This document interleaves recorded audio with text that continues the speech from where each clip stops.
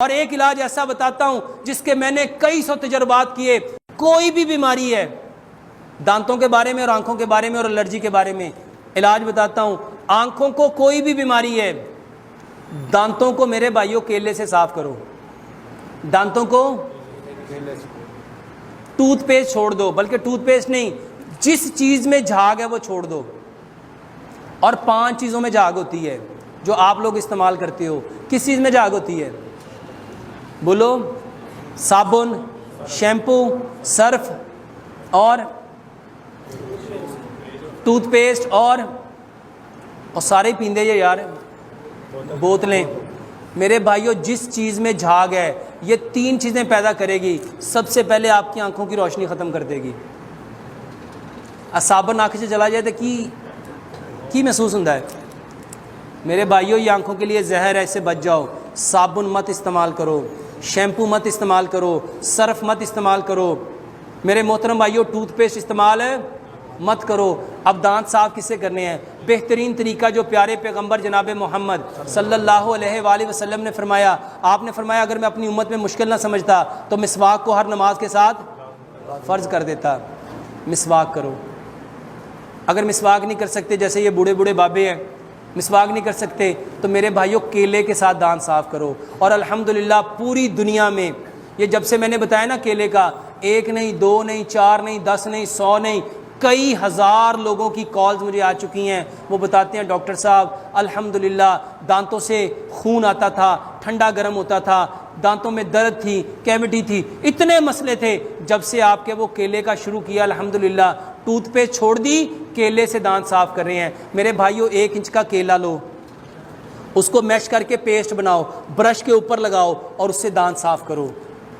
جیسے پیسٹ دانت صاف کرتی ہے، جھاگ بناتی ہے، نیٹ اینڈ کلین ہوتی ہے، میرے محترم بھائیوں ساری کی ساری چیزیں جو ایک اچھے پیسٹ میں ہونی چاہیے میرے بھائیوں یہ اللہ تعالیٰ نے قدرتی طور پہ کیلے میں رکھی ہیں. کیلے سے دانت صاف کرو. اور اس کے بعد صبح اٹھ کے کلی کیے بنا اپنا تھوک لو، اپنا تھوک لو. اور جیسے پیارے پیغمبر جناب محمد صلی اللہ علیہ وآلہ وسلم نے جنگ خیبر میں حضرت علی رضی اللہ تعالیٰ عنہ کی آنکھوں میں کیا ڈالا تھا؟ اپنا تھوک، اپنا لعاب. تو اپنا لعاب صبح کو بسم اللہ پڑھ کے سورۃ فاتحہ پڑھ کے اپنی انگلی پہ لو اور آنکھ اوپر کر کے وہ اس کے اوپر ڈال کے اس کو آہستہ آہستہ ملو. پھر سورۃ فاتحہ پڑھو، پھر لگاؤ. کم از کم 11 مرتبہ اپنا لعاب اپنی آنکھوں میں لگاؤ. آنکھوں کی جتنی پرابلم ہے، ڈبل نظر آتا ہے، ڈبل ویژن ہے، دھندلا پن ہے، نظر قریب کی کمزور ہے، دور کی کمزور ہے، اینک اتارنا چاہتے ہو، میرے محترم بھائیوں آپ کو کچھ ماہ لگیں گے صرف یہ تھوک ڈالتے جاؤ ڈالتے جاؤ.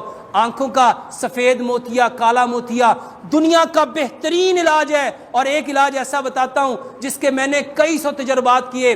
جتنے لوگوں کو بھینگا پن ہے، ٹیڑھا پن ہے اور یہ ٹھیک ہوتا، صرف تھوک ڈالنا شروع کر دو. اللہ کی قسم آپ لوگ مجھے دعائیں دو گے.